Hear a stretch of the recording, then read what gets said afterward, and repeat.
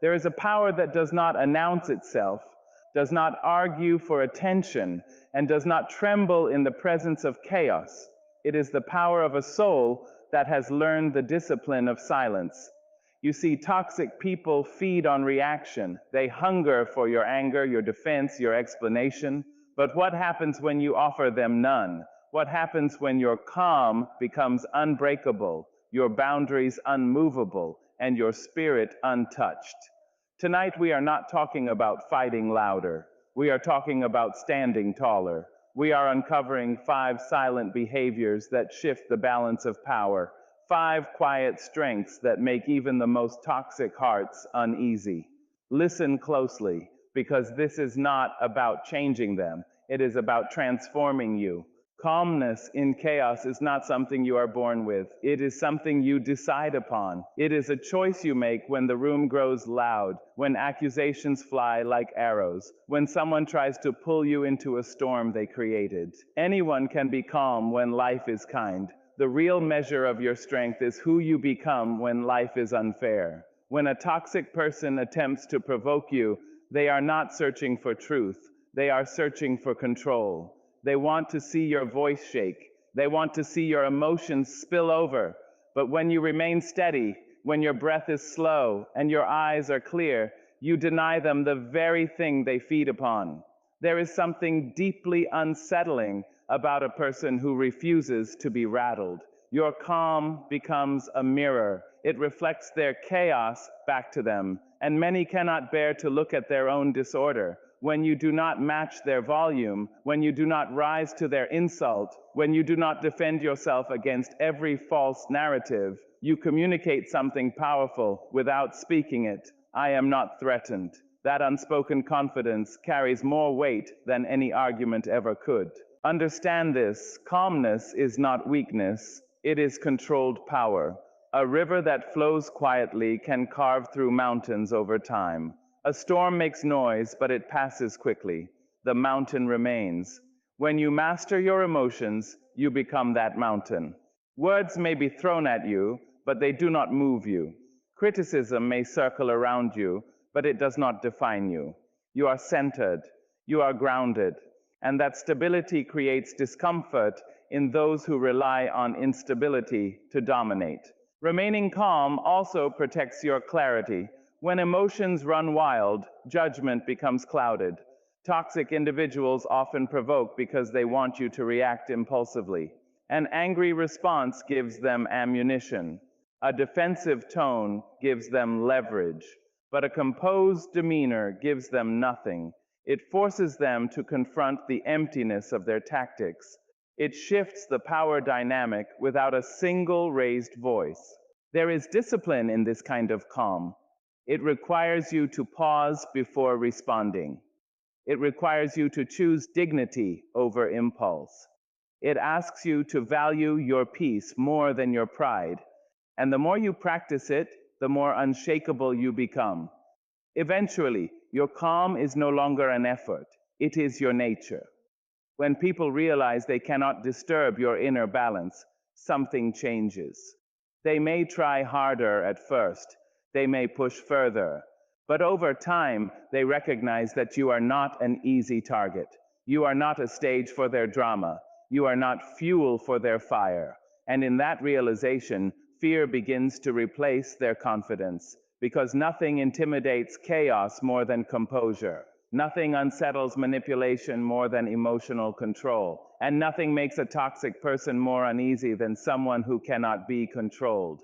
Emotional detachment is not the absence of feeling, it is the mastery of it. It is the quiet understanding that not every invitation deserves your presence, and not every accusation deserves your defense. Toxic people are skilled at pulling emotional strings. They study your reactions. They memorize your triggers. They learn which words make your voice rise and which silences make you uncomfortable. And once they know this, they play upon it like an instrument. But when you detach, when you step back internally and refuse to let their behavior dictate your emotional state, the music stops. Detachment begins with awareness. You start to recognize patterns instead of personalities. You see that the outburst is not about you, the sarcasm is not about you, the blame is not about you. It is a projection of their own unrest. And when you truly understand that, you stop absorbing what was never yours to carry. You listen, but you do not internalize. You observe, but you do not react. There is a powerful shift that happens when you move from participant to witness. This does not mean you become cold or unkind. It means you become selective. You no longer hand out emotional access to anyone who demands it. You no longer feel obligated to fix every misunderstanding or soothe every ego. Some people thrive on the chase of your reaction. They push boundaries just to see how far they can go. But when they are met with calm indifference, when their drama is met with stillness, they lose momentum. Detachment protects your energy. Emotional reactions are costly. They drain your focus, disturb your peace, and linger long after the moment has passed. Toxic individuals depend on that lingering effect. They want you thinking about the argument all day. They want you replaying their words at night. But when you detach, you refuse to rent space in your mind to someone who has not earned ownership of your thoughts. There is strength in saying internally, "This does not deserve my emotion." That simple decision shifts power back into your hands. You cannot control what others say or do, but you can control what you allow to disturb you. And when someone realizes they can no longer manipulate your feelings, frustration replaces their confidence. Emotional detachment also sharpens your discernment. Instead of reacting instantly, you begin to respond intentionally or not at all. Silence becomes an option. Distance becomes an option. Walking away becomes an option. You are no longer trapped in the cycle of proving, defending, and explaining. You understand that your peace is more valuable than winning a pointless battle. Over time, this quiet refusal to engage unsettles those who rely on emotional chaos. They may accuse you of being distant. They may say you have changed, and they are right. You have changed. You have learned that not every fight requires your fists, and not every insult requires your tears. When your emotions are no longer easily accessed, you become untouchable in a way that words cannot describe. And for someone who once thrived on controlling your reactions, that untouchable presence is deeply intimidating. Strong boundaries are a declaration of self-respect spoken without shouting. They are not built from anger, nor are they enforced with cruelty. They are formed from clarity, the clear understanding of what you will accept and what you will no longer tolerate. For too long, many people confuse kindness with compliance. They believe that to be good, they must always be agreeable. But there is nothing noble about abandoning yourself to make others comfortable. When you learn to say no without guilt, something shifts inside you. The trembling stops, the over-explaining fades. The need to soften your refusal with a dozen apologies disappears. You begin to understand that no is a complete sentence. It does not require decoration. It does not require justification. It simply requires conviction. Toxic individuals often test limits quietly at first. A small disrespect here, a subtle manipulation there. They watch to see how much you will allow. Each time you excuse behavior that unsettles you, each time you silence your discomfort to keep the peace, the boundary line moves further away from your protection. And soon you find yourself standing in a space that does not feel safe, wondering how you arrived there. But when your boundaries are firm, the testing stops sooner. When someone crosses a line and you calmly address it, you send a message. I see what you are doing, and I will not participate. There is no drama in this, no raised voice, just steady resolve. And that steady resolve creates distance between you and those who thrive on pushing limits. Boundaries are not punishments. They are instructions. They teach people how to treat you. If someone reacts negatively to your boundary, that reaction reveals more about their intentions than your refusal ever could. A person who respects you will adjust. A person who seeks control will resist. And in that resistance, you gain clarity about who belongs in your inner circle and who does not. It takes courage to hold a boundary when others question it. There will be moments when you are called difficult, distant, or selfish, but protecting your peace is not selfish, it is necessary. You cannot pour from a cup that is constantly drained by others' demands. You cannot build a life of stability while allowing chaos unrestricted access. Over time, strong boundaries create a reputation. People learn that you are not easily persuaded against your values. They understand that manipulation will not find fertile ground in you, and that understanding breeds a certain caution. Toxic individuals prefer those who bend, those who doubt themselves, those who fear disappointing others.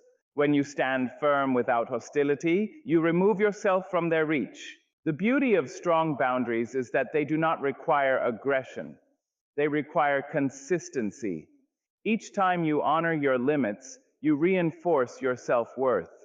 Each time you refuse what diminishes you, you strengthen your inner foundation. And the stronger that foundation becomes, the harder it is for anyone to shake it. In the quiet power of a confident no, you reclaim authority over your life, and there is nothing more unsettling to a controlling spirit than someone who cannot be controlled. Silent confidence does not enter a room demanding attention. It simply arrives and the atmosphere adjusts. It is the kind of assurance that does not need constant affirmation because it is rooted deep within. You do not have to announce your worth when you truly believe in it. You do not have to compete for recognition when you are secure in your own identity. There is something undeniably powerful about a person who knows who they are and feels no urgency to prove it. Toxic individuals often rely on intimidation, volume, or exaggerated presence to establish dominance. They speak over others, they boast, they subtly belittle. Their confidence is often a performance, carefully crafted to mask insecurity. But silent confidence is different. It is steady. It listens more than it speaks. It observes more than it reacts. And because it is not fragile, it does not crumble under scrutiny. When you carry silent confidence, your posture changes. Your decisions become firm. You stop seeking consensus for choices that are yours to make. You are open to advice, but you are not dependent on approval. That independence unsettles those who are accustomed to influencing you. They notice that their opinions no longer sway you as easily. Their praise no longer controls you. Their criticism no longer defines you. There is strength in measured words. You do not rush to fill every silence. You are comfortable allowing pauses to exist. In conversations, you do not scramble to defend yourself against every slight misunderstanding. You trust that your character will reveal itself over time, and that patience communicates a deep inner stability. It says, without saying it, I am not in a hurry to be validated. Silent confidence also means you celebrate your growth privately. You work diligently without broadcasting every achievement. You allow results to speak. When success comes, it arrives as proof, not as a prediction. This quiet progress can be intimidating to those who underestimated you. They expected noise. They expected struggle. Instead, they witness advancement without announcement. What makes silent confidence so powerful is that it cannot be easily manipulated. Flattery does not inflate it. Insults do not deflate it. It stands independent of external fluctuation. And when someone realizes they cannot shake your sense of self, cannot provoke insecurity, cannot trigger self-doubt, they feel a loss of control. You begin to move differently. You no longer shrink in spaces that once made you feel small. You no longer overextend yourself to earn belonging. Your presence becomes composed, grounded, intentional. Even in disagreement, you remain respectful yet firm. There is no desperation in your tone, no hidden plea to be accepted. Over time, people respond to this energy. Some will respect it. Others may feel threatened by it. But regardless of their reaction, you remain unchanged. Because silent confidence is not built on their perception, it is built on your self-awareness. And when a toxic person stands before someone who cannot be intimidated, who cannot be diminished, who cannot be baited into insecurity, they encounter something unfamiliar. They encounter a quiet strength that does not bend. And in that encounter, they realize that their usual tactics no longer apply. Self-respect begins the moment you decide that your comfort, your values, and your dignity are not negotiable. For many people, shrinking has become a habit. They lower their voice so others can feel louder. They dim their light so others can feel brighter. They accept less so others won't feel threatened by their standards. And over time, this shrinking becomes so familiar that they mistake it for humility. But there is a difference between humility and self-erasure. When you place self-respect first, you stop volunteering to be smaller than you are. You no longer laugh at jokes that insult you just to keep the atmosphere light. You no longer agree with statements that violate your spirit just to avoid tension. You no longer overextend yourself to earn a seat at tables where you are barely valued. Instead, you sit fully in who you are. You speak with clarity. You disagree with composure. You stand without apology. Toxic individuals often rely on your willingness to shrink. They are comfortable when you doubt yourself. They thrive when you question your worth. But when you begin to honor yourself openly, something changes in their demeanor. They sense that the old version of you, the one who tolerated subtle disrespect, who brushed aside discomfort, who carried the emotional burden, no longer exists. Self-respect is not loud rebellion. It is quiet alignment. It is the internal decision that your peace matters, that your time matters, that your boundaries matter. You stop explaining why you deserve basic decency. You stop negotiating for treatment that should have been given freely. And you stop feeling guilty for expecting reciprocity. There will be moments when choosing yourself feels unfamiliar. You may fear being labeled difficult. You may worry about disappointing others. But self-respect requires the courage to withstand temporary discomfort for long-term dignity. It asks you to endure misunderstanding rather than betray your own values, and that endurance builds a strength that cannot be easily undone. When you refuse to shrink, you begin to occupy space differently. You walk into rooms without scanning for approval. You contribute without softening your intelligence. You pursue opportunities without downplaying your ambition. Your presence becomes whole. And wholeness can be intimidating to those who benefited from your insecurity. What unsettles toxic people most is not arrogance, but assurance. It is the realization that you no longer rely on their validation to feel complete. Their compliments no longer inflate you. Their criticism no longer diminishes you. You have stepped into a place where your worth is internally defined. Self-respect also changes what you tolerate. Situations that once felt acceptable begin to feel restrictive.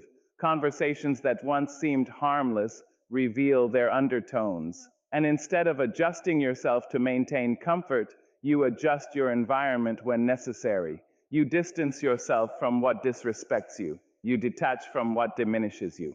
In choosing not to shrink, you send a silent message. I am not here to make you comfortable at the expense of myself. And that message carries weight, because when you stand fully in your worth, you become difficult to manipulate, difficult to intimidate, and impossible to overlook.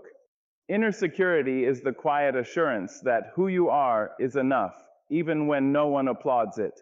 It is the steady voice within that does not tremble when approval is withheld. For many, validation becomes a habit so subtle they do not notice its grip. A compliment can lift their entire day. A criticism can undo their confidence in a moment. And toxic individuals understand this dependency well. They give praise sparingly, criticism generously, and keep you reaching for their approval like a prize that is always just out of reach. But when you cultivate inner security, the chase ends. You begin to understand that not every opinion deserves a seat at your table. You recognize that someone who thrives on control will use validation as a leash, tightening it when you displease them, loosening it when you comply. And once you see that pattern, something awakens in you. You stop performing for praise. You stop adjusting your personality to fit someone else's comfort. You stop seeking reassurance from those who benefit from your doubt. Inner security is built in private moments. It is strengthened when you keep promises to yourself, when you follow through on your goals, when you choose integrity even when no one is watching. Each small act of self-trust becomes a brick in the foundation of your confidence. Over time, that foundation grows so solid that outside opinions feel lighter, less invasive. This does not mean you reject feedback or close yourself off from growth. It means you discern the source. You value insight from those who genuinely care about your progress. But you no longer crave affirmation from those who secretly hope you remain uncertain. There is a difference between constructive guidance and manipulative commentary. Inner security teaches you to tell the difference. When you stop seeking validation from toxic individuals, their influence weakens. They may attempt to provoke insecurity. They may question your decisions or mock your aspirations. In the past, such tactics might have shaken you, but now you measure yourself by your own standards. You consult your own values. You trust your own judgment, and that independence unsettles anyone who once relied on your need for their approval. There is something powerful about a person who no longer asks, "Is this good enough?" but instead declares, "This is who I am." That quiet certainty cannot be easily undermined. It does not collapse under scrutiny. It does not beg for reassurance. It stands firm, rooted in self-awareness. Toxic people often feel threatened by this shift. When you no longer look to them for affirmation, they lose leverage. They cannot control you with praise. They cannot destabilize you with criticism. Their words become echoes rather than commands. And in that freedom, you experience a profound peace. You move through life guided by your own compass. You celebrate your achievements without waiting for applause. You learn from your mistakes without drowning in shame. You exist fully, unapologetically, securely, because the moment you stop seeking validation from those who wish to withhold it, you reclaim authority over your worth. And nothing is more intimidating than a person who knows they are enough without being told. Growth without announcement is a discipline of patience. It is the decision to let your progress unfold in private, away from the noise of constant explanation. In a world that encourages broadcasting every step, there is something powerful about moving in silence. You do not need to declare your intentions to prove they exist.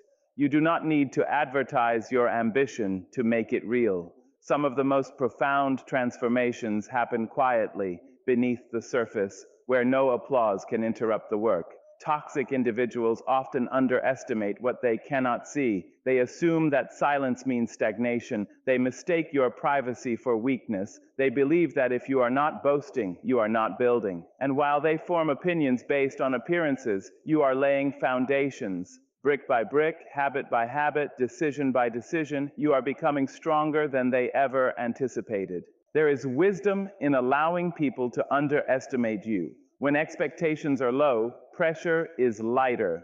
You are free to develop without interference. You are free to learn from mistakes without public scrutiny. You are free to refine your skills without constant commentary. Silent growth protects your momentum. It shields your vision from unnecessary doubt and distraction. This kind of improvement requires humility. It asks you to focus on substance over recognition. You rise earlier. You study longer. You practice harder. You heal deeper. And you do it without announcing each effort. The satisfaction comes not from external validation, but from internal evolution. You begin to measure success by discipline rather than display. Toxic people are often comfortable when they believe you are beneath them. They may speak down to you. They may dismiss your potential. They may treat you as though you will always remain where they last saw you. But when your growth is consistent and quiet, the moment of revelation is undeniable. One day, your results speak. One day, your competence is evident. One day, the gap between who you were and who you are becomes impossible to ignore. What unsettles them is not just your progress, but the realization that it happened beyond their awareness. They were so certain of their assessment. They were so confident in their judgment. And yet, while they were watching for failure, you were preparing for elevation. Silent growth also strengthens resilience. Because you are not performing for approval, setbacks do not humiliate you. They instruct you. You adjust privately. You refine quietly. You continue steadily. There is no need to defend your journey to those who are not walking it. Over time, this pattern creates a powerful presence. You become known not for promises, but for outcomes, not for talk, but for transformation. Your confidence deepens because it is built on real effort, not on image. And when those who once underestimated you witness your expansion, they are left to reconcile their assumptions with reality. They cannot claim credit. They cannot diminish the evidence. Your growth stands on its own. There is profound strength in becoming more without announcing it, in letting your work mature in silence, in allowing your success to arrive as a quiet surprise. Because when improvement is steady and unseen, it carries a force that words could never manufacture.